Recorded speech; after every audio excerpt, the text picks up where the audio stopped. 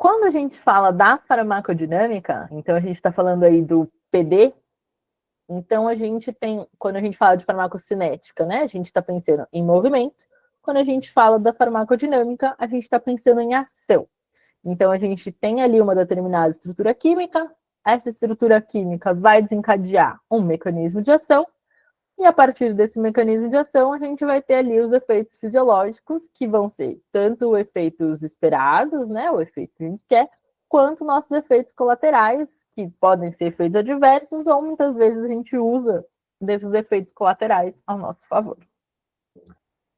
E aí, trazendo um pouquinho de antimicrobiano em si, né, a gente tem ali 3 tipos de farmacodinâmica, né, de perfil PKPD que a gente fala.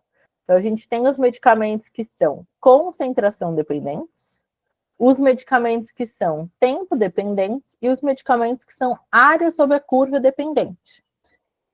E o que é isso importante, né? Desde ali de quando a gente vai prescrever o medicamento, independentemente se o paciente está ali em alguma situação especial ou não, como a gente vai prescrever. Então, quando a gente fala ali de aminoglicosídeos, então amicacina, gentamicina, que são medicamentos que são concentração dependentes. O ideal é que a gente prescreva esses medicamentos uma vez ao dia, para a gente fazer um pico aqui bem alto, né? Porque quanto maior o pico, melhor vai ser a efetividade dele, porque ele é concentração dependente sobre a MIC. E depois esse medicamento ele pode ser aí depurado, que ele já fez o efeito dele.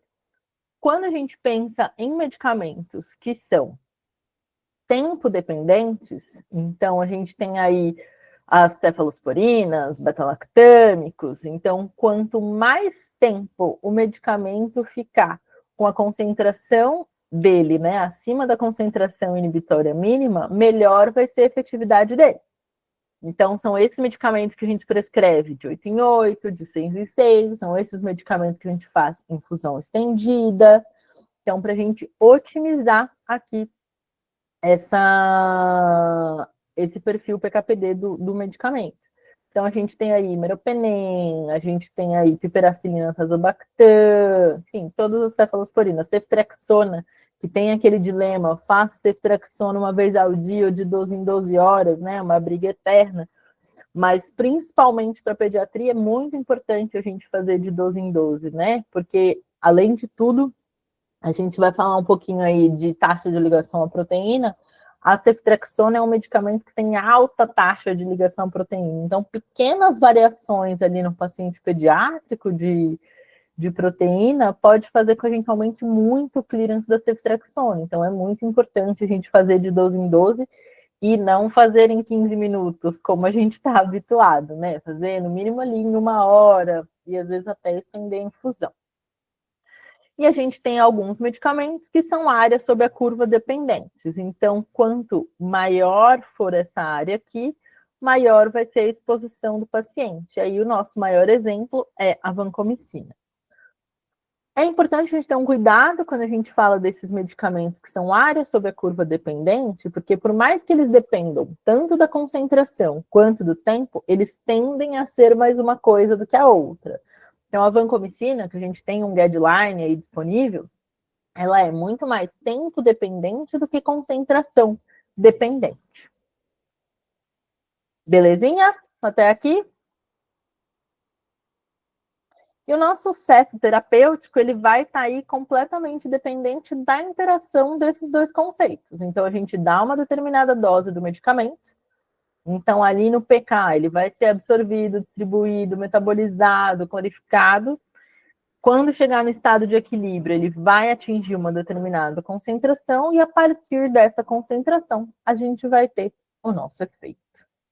Mas e quando a gente fala de... Isso por si só já é difícil, né? Muitas vezes. Mas e quando a gente está falando de criança, do paciente pediátrico? Então, vale lembrar que a pediatria, a gente está falando de crianças de 0 dias, e aí, se a gente pensar em FDA, a Sociedade Brasileira de Pediatria, pensando na FDA até 21 anos, né? Então, a gente tem um desenvolvimento e uma alteração fisiológica muito grande.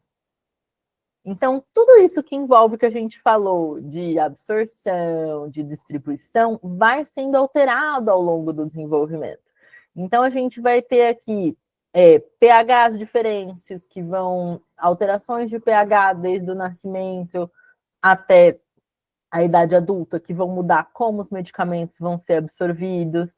Então, para você ter ideia, ó, aqui o pH fica parecido com o pH de adulto por volta dos 3 anos de idade só. Então, antes disso, e como todos os nossos, a maior parte dos medicamentos são ácidos ou bases fracas, então, como ele vai ser absorvido vai ser totalmente influenciado pelo pH. A composição, então a criança tem uma composição ali, uma porcentagem de água muito maior do que o paciente adulto, e tem uma quantidade ali de tecido lipídico bem pequena. Quando a gente pensa em metabolização, as enzimas do citocromo P450 que a gente tem na criança e no adulto, elas são diferentes tanto em tipos de enzimas quanto na eficácia, na expressão dessas enzimas. Então, a gente vai ter ali só perto da adolescência que a gente vai ter uma quantidade de enzimas e uma expressão dessas enzimas do citocromo P parecida com o adulto, e a mesma coisa quando a gente pensa aí em função renal. Então, quando a gente vai ter ali a filtração glomerular, a reabsorção, ela vai sendo alterada também ao longo do desenvolvimento. E aí a gente vai falar um pouquinho, focando aí na nossa aula de hoje, quais são as alterações ao longo do desenvolvimento na função renal. Então, a taxa de filtração glomerular, né, ela é diminuída até os 5 meses de idade.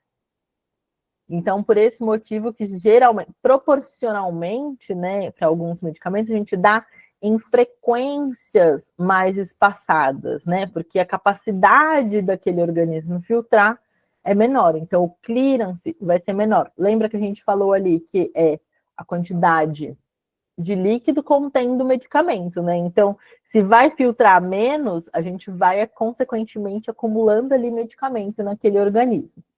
A secreção tubular também é diminuída, então ela só vai aumentar ali depois dos 15 meses, então depois de um ano, quase um ano e meio de idade. E o processo de reabsorção, ele também só vai ser amadurecido depois dos 2 anos de idade. E aí, quando a gente associa todas essas alterações, que já são fisiológicas, do próprio desenvolvimento do organismo pediátrico, a gente associa a alguma injúria, né? Alguma disfunção renal, isso começa a ficar ainda mais nebuloso. Então, quando a gente fala, e tem uma nefropediatra, né, que a gente trabalha, que fala, a gente não tem muito dado, né, de disfunção renal pediátrica. A criança, ela até brinca, fala com essas palavras, né? A criança por si só tem um rim ruim já é ruim o rim da criança. E aí, quando a gente adiciona ali uma disfunção renal não fisiológica, né, às vezes a gente tem dificuldade de encontrar dados e de pensar mesmo como a gente vai manejar. Então, já adianto que vai ser uma quantidade pequena de literatura que a gente vai encontrar para ajuste de dose para paciente pediátrico com disfunção renal.